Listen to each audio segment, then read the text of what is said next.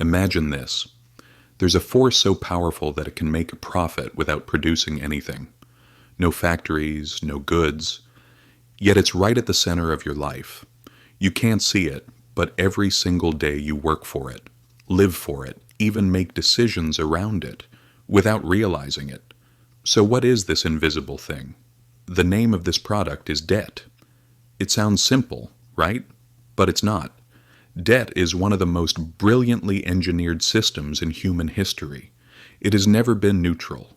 It always gave profits, while quietly taking away something much bigger. It collapsed empires, enslaved nations, and silently stole the labor and future of ordinary people.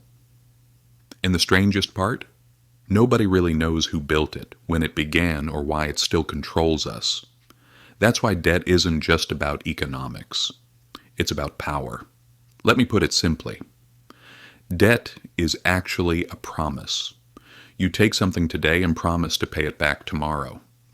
But that promise ties you down, because that promise turns into interest. And interest is the mechanism that buys your future. Many civilizations once banned it. In ancient Mesopotamia, debts were written on clay tablets, and from time to time they were wiped out to prevent collapse, because they knew if debt grows too large, people become slaves. To stop rebellion, rulers would cancel the debts. But over time that logic changed. The powerful learned not to erase debt, but to use it as a weapon. In the Middle Ages, bankers, merchants, and even the church disguised loans in clever contracts. Debt was no longer just a necessity. It had become a product. Then came the Renaissance, and with it, the new masters of money, the banking families. They no longer ruled with armies or land, but with debt. They financed kings, popes, and empires. Power wasn't in gold anymore. It was in the ability to lend. When the Bank of England was founded in 1694, nations began to live permanently in debt. And from that moment on, nothing was ever the same again. Debt became not just a personal issue, but the foundation of governments. Every war, every empire, every expansion, see, all of it fueled by debt. The equation was simple.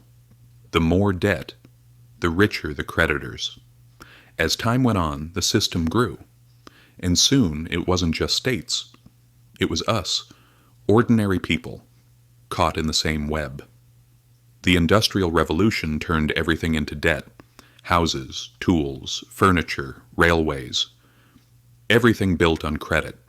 And without noticing, we all became players in this game. By the 20th century, debt was a product in every sense. Mortgages, credit cards, and student loans. Life itself was redesigned around borrowing. They weren't just selling you a house. They were selling you a future. Buy now, pay later, they said. But that later never really comes, because debt was never meant to end. It was meant to continue. Every payment, every interest check was a quiet transfer of wealth from the poor to the rich. And here's the cruelest part. Debt stopped being shameful. It became normal. The system was built so cleverly that the more people borrowed, the freer they felt. But the chains were invisible, digital, psychological. Every loan you take steals a little more of your future. Governments, corporations, citizens, all sitting at the same table. But the winner never changes. The banks. Because debt can never be allowed to die. The system breathes through it. By the 1980s, developing countries were drowning in credit. The IMF and World Bank stepped in. But it wasn't charity. It was a new empire built on debt. No need for armies anymore. Control came through loans. Nations lost sovereignty. People lost wealth. And when the system finally cracked in 2008, guess who got rescued? Not the people, the banks. Because the one sacred thing in this world is debt itself. Today, debt has gone digital. It's coded, tracked, even programmable. In the age of digital currency, debt isn't just financial anymore. It's behavioral. It shapes how we spend, how we live, even how we think. Debt is humanity's most profitable invention, a monster that turns time into money and hope into interest. The system survives only as long as we stay in debt. And the dangerous truth is, even the best loan offers aren't designed to help us. They're designed to own our future. Because the system's goal is simple, and to keep you not free but indebted. Nothing in history ever repeats exactly, but the rhythm stays the same. From the clay tablets of Mesopotamia to the digital ledgers of today, the names change, the game doesn't. Debt. And now you're left with one question. Are you truly free, or are you just waiting for your next payment? But this story isn't over, because next time we'll uncover how money itself is created, how central banks control this game, and why the same winners always emerge from every crisis.